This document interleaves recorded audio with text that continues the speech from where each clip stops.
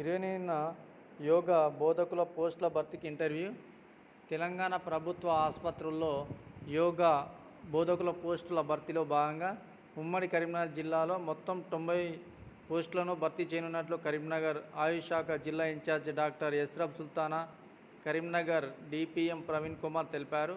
కరీంనగర్లో 15 మంది పురుషులు, 15 మంది స్త్రీలు, పెద్దపల్లి జిల్లాలో 10 మంది పురుషులు, 10 మంది స్త్రీలు, రాజన్న సిరిసిల్ల జిల్లాలో 8 మంది పురుషులు, 8 మంది స్త్రీలు, జగిత్యాలలో 12 మంది పురుషులు, 12 మంది స్త్రీలను భర్తీ చేయనున్నట్లు తెలిపారు. పురుష బోధకులు నెలకు కనీసం 32 యోగా తరగతులు, స్త్రీ బోధకులు కనీసం 20 యోగా తరగతులకు హాజరు కావాలన్నారు.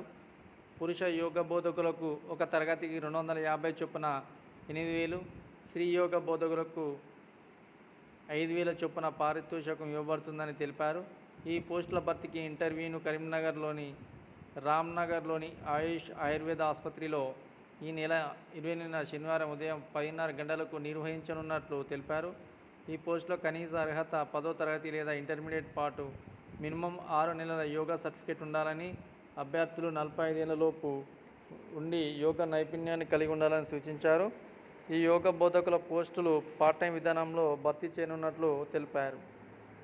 ఓకే, ఇది ఉమ్మడి కరీంనగర్ జిల్లాలో. సో ఎవరికైతే 10th ఇంటర్ చదివి ఉన్నారో, ఎవరికైతే యోగా సర్టిఫికేట్ ఉందో, అది 6 మంత్ సర్టిఫికేట్ ఉందో వాళ్ళు దీనికి అర్హులు.